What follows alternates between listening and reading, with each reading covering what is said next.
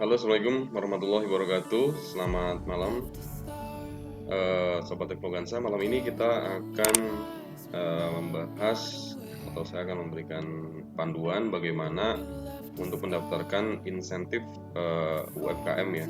Insentif UMKM yaitu berupa pembebasan pajak 0,5% dari bulan April sampai dengan September. Jadi bagi teman-teman yang pelaku UKM, baik berbentuk orang pribadi atau CV atau PT dan koperasi, bisa mendaftarkan untuk mendapatkan insentif ini melalui halaman DJP Online.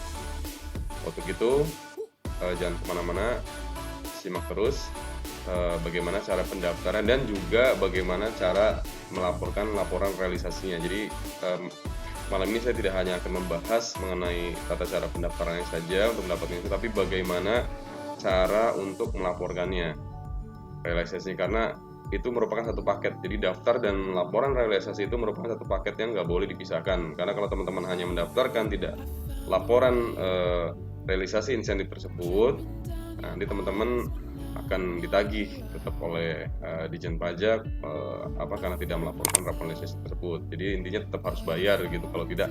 Jadi kalau hanya daftar tapi tidak lapor, nanti tetap diminta untuk membayar 0,5% tersebut.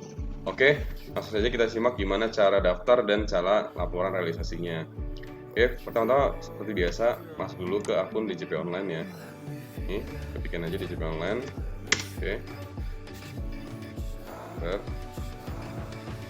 Nah, pasti akan muncul halaman seperti ini ya. Udah biasa nih di halaman ini, masukin aja NPWP-nya, kita masukin. Nah, terus kata sandinya kita masukin. Jangan lupa ini kode keamanannya juga dimasukin. Oke, login ya. Klik tombol login. Nah, begitu muncul tombol login, biasanya akan muncul seperti ini dulu teman-teman. Nah, ini adalah kolom informasi atau layar utama ketika teman-teman login di DJP Online ya. Nah, ini langsung aja apa yang harus dilakukan di halaman ini. Pertama, pastikan dulu masuk ke menu profil. Ya, teman-teman masukkan menu profil, terus masuk ke kolom sebelah pojok kiri atas nih, kiri atas dikit yang tulisannya ini aktivasi fitur layanan ya. Ini aktivasi fitur layanan. Tolong diklik dulu. Diklik. Nah, pastikan teman-teman, nah ini kan muncul nih aktivasi fitur layanan nih muncul ya. Pastikan teman-teman sudah menceklis semuanya. Terutama ini ya, info KSWP dan e-reporting insentif COVID-19.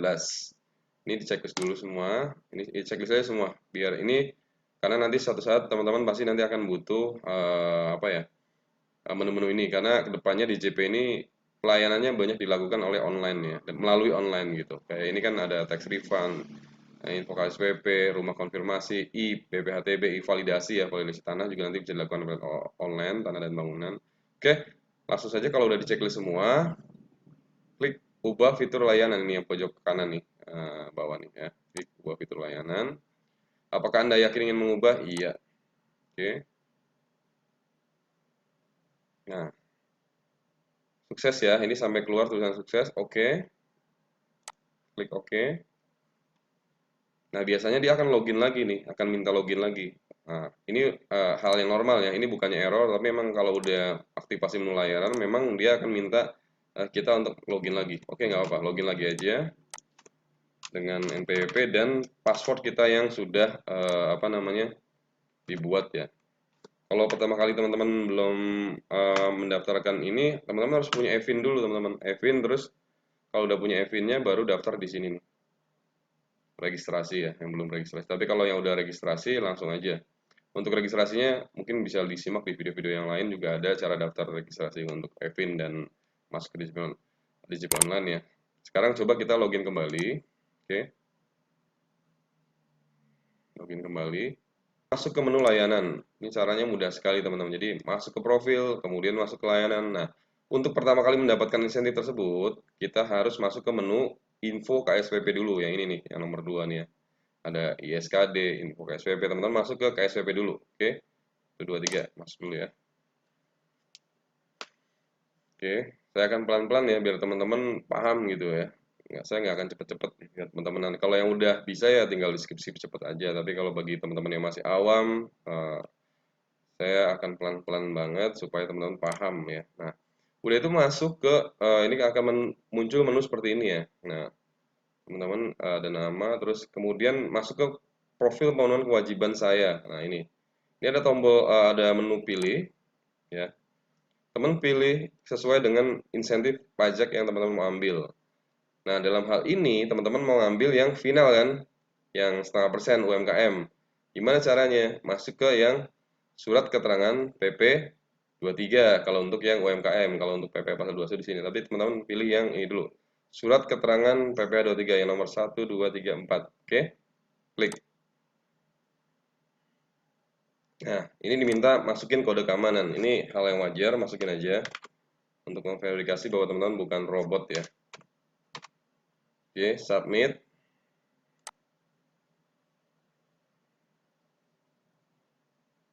Nah, ini sedang proses ya. Nah, ini kalau teman-teman memenuhi kriteria insentif tersebut, yaitu teman-teman masuk skema PP23 atau 0,5%, di sini akan muncul status terpenuhi. Di sini juga teman-teman harus sudah lapor SPD tahunan tahun 2019 ya, udah. Jadi kalau mau daftar insentif ini harus lapor dulu yang SPD tahunan yang 2019. Jadi selama dua hal ini terpenuhi, teman-teman sudah bisa dianggap eligible atau memenuhi syarat gitu kan. Nah, tinggal cetak surat keterangannya. Ini yang tombol ini nih. Nah, cetak surat. Oke. Konfirmasi dengan mencetak surat, maka data permohonan Anda akan tersimpan dalam sistem kami. Oke, klik ya. Kita coba lihat di menu download biasanya. Nah, ini. Di menu download teman-teman pastikan bahwa teman-teman sudah mencetak surat keterangan PP23, surat keterangan seperti ini. Nah, oke, setelah itu jangan lupa setelah teman-teman mendapatkan ini disimpan. Ini masa berlakunya sampai dengan September 2020 ya. Jadi surat keterangan ini berlaku sampai dengan September 2020. Jadi nanti teman-teman Oktober sampai Desember. Oke, udah cukup jelas ya. Kalau belum jelas silahkan tanya di kolom komentar. Nah, kita kembali ke menu yang tadi, layanan. Nah, setelah kembali ke layanan, teman-teman tugas teman-teman nanti di setiap tanggal maksimal tanggal 20 setiap akhir bulan, misalkan ini bulan April ya. Kan itu masa berlakunya dari April sampai September. Berarti untuk April ini paling lama teman-teman harus lapor, ini namanya reporting ini ya, diklik ya. Diklik di reporting ini. Paling lambat tanggal 20 setiap bulannya. Jadi kalau untuk masa pajak April, teman-teman daftar lapor e-reporting ini paling lambat tanggal 20 Mei. Nah, 20 Mei juga paling lambat 20 Juni gitu ya. Oke, dan seterusnya. Oke, nah ini menunya seperti ini. Jadi di DJP sudah membuat menu untuk laporan realisasinya. Klik tambah. Ya, ingat tadi teman-teman sudah berhak mendapatkan insentifnya. Jangan lupa laporannya di menu e-reporting ini ya. Masuk ke pelayanan dan tadi e-reporting di bawah KSWP menunya. Nah, silahkan pilih jenis laporannya nih. Teman-teman tadi kan kita kan mendapatkan final ya. Nah, pilih yang realisasi PPA final DTP PMK 44. Oke. Pilih yang ini ya. Kemudian lanjutkan. Oke, lanjutkan. Nah, biasa masukkan lagi kode ininya. Captcha-nya ya. Kode keamanannya. Oke, lanjutkan. Nah, teman-teman nanti mau melaporkan masa pajak apa, ya kan? Nah, misalkan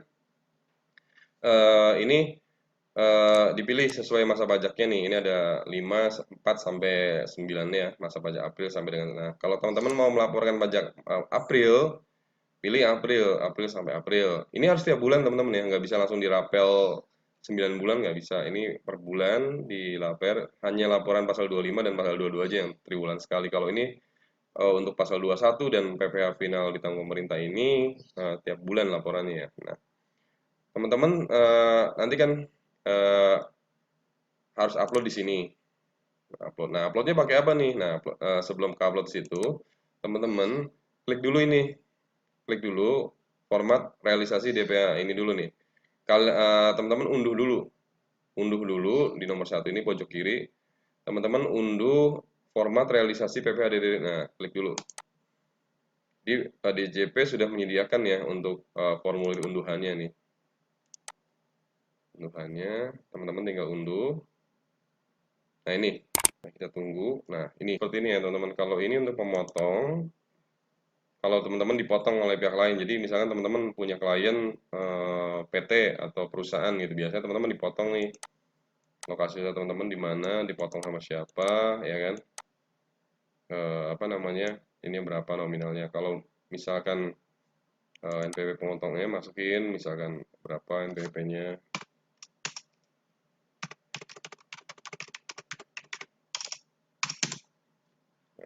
Yang dipotong berapa transaksinya gitu, berapa, terus PB final yang dipotong berapa. Kalau teman-teman store sendiri formulir ini yang di lainnya ini itu lokasi usahanya misalkan sama ya, Jalan Ragunan, NPWP-nya sesuai dengan alamat teman-teman. Nah, ini teman Pedan Buto misalkan 100 juta.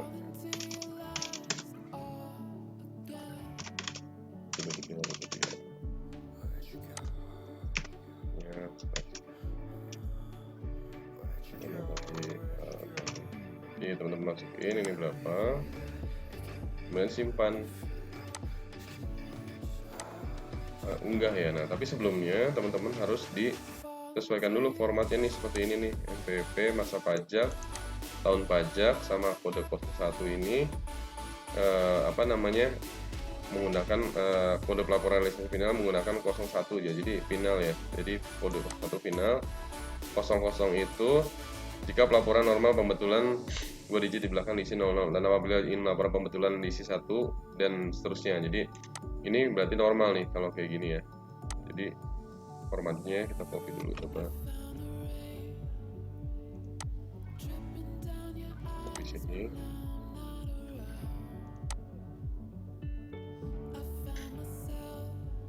Nah, kita contoh mau melaporkan bulan 4 ya. Ini diganti sama NPWP kita, sama NPWP yang punya kita.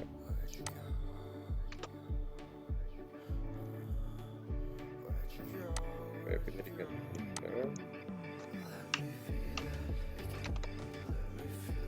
Oke. Nah, jadi formatnya seperti ini ya. NPWP, masa pajak, tahun pajak, ini satu ini kode PPh final, ini nih kode normal atau pembetulan. Ini bisa dibetulkan teman-teman ya. Oke. Nah, jadi kita unggah realisasinya misalkan.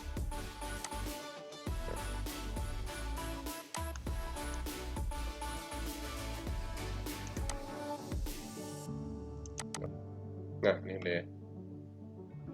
Jadi coba teman-teman apa namanya, submit ya, klik submit, udah selesai ya. Jadi kalau ini sampai di sini aja.